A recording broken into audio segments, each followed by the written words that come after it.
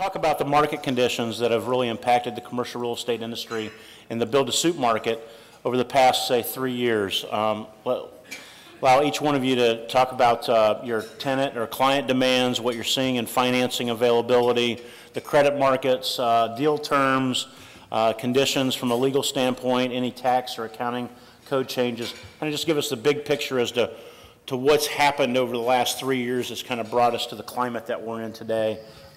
And Alex, I'll start with you. Well, thank you, David. Well, I don't think it's a surprise to anybody that this started with a financial crisis, an increase in unemployment resulting in an increase in vacancy. I was talking with John Burr earlier today, and we're talking about the Jacksonville market. And, you know, Jacksonville had historically been somewhat insulated from some of the vagaries of the market. But with this recession, we were really hit right between the eyes with it. The retrenchment in the financial services industry created a big increase in it. And for the first time in the years I've been here, since 1979, our unemployment rate exceeded the national average. So that resulted in an increase in vacancy rate, and combined with the financial crisis, created a dynamic where we had no new construction starts and a change in the way that the lenders started to underwrite our deals. This resulted, of course, in no development. Those preparations you were talking about in terms of projects to offer financing, and what kind of impact that it's having on what projects specifically, perhaps, are people pursuing or deciding just to pass on because of those requirements?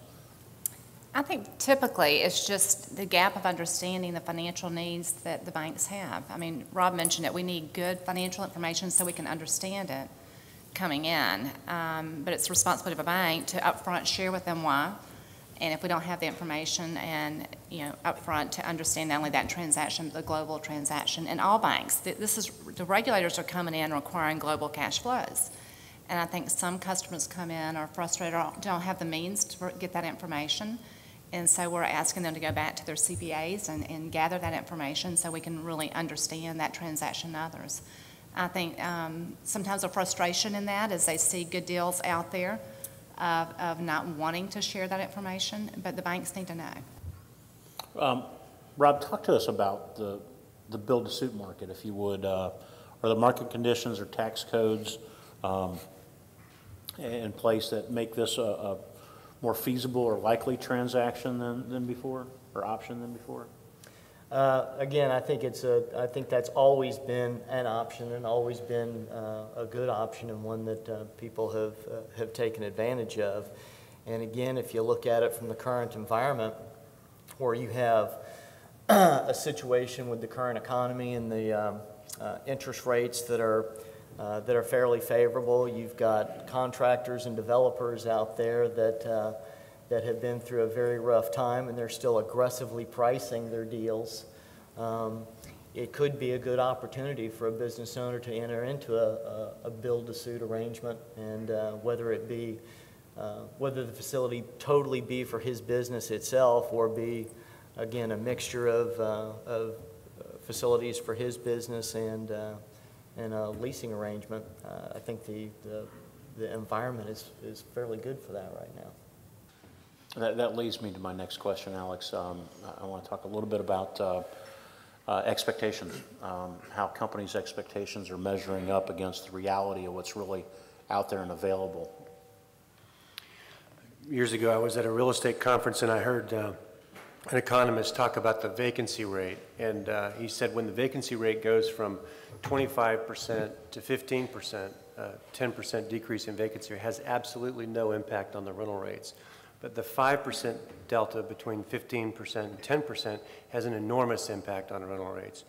When you really look at our market and start to segment that between downtown and the suburbs, and then the really vibrant suburban markets versus the parts of the suburban markets that are not attracting the kind of tenants that we're talking about, you start to see that the market is, in spite of the overall number, the market is tightened up quite a bit, and we've reached that point where we're down below the 15% mark in the markets that matter the most, and it has a dramatic impact when you get to that point. So it's important to manage everybody's expectations. We have this 5-step process we go through when we help a tenant find a space, and part of that process is building a consensus in their organization and setting their expectations so that they know what they're looking for, that not setting them up for disappointment when they go out in the market looking for space. So I think there still are some opportunities out there, but it's not the wild, wild west we saw a couple of years ago. If the legislation succeeds in removing developmental regulations, what kind of impact is that going to have on us here? It's interesting that, you know, the real, one of the big drum beats in Tallahassee and locally is about overregulation and you know, things that are going to change that are going to make it easier for development. You know, it's fascinating because the primary growth management legislation that was adopted in the state of Florida was in 1985.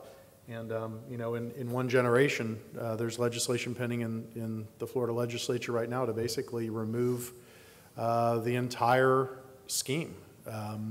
Everything that Governor Bob Graham implemented and then was refined over the last 25 years is facing some dramatic changes.